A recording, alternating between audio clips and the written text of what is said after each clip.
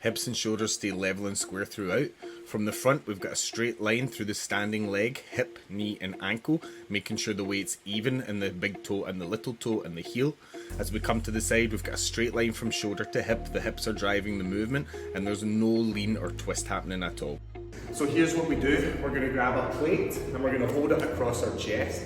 We're going to pull that plate back using scapular retraction, and then we're going to breathe into the belly against the plate at the bottom. Now when you hinge over, your job is to maintain that tension on the plate the whole way through. This is going to ensure the shoulders stay back, the abdominals stay braced, and we don't have any changes in the shape of the spine.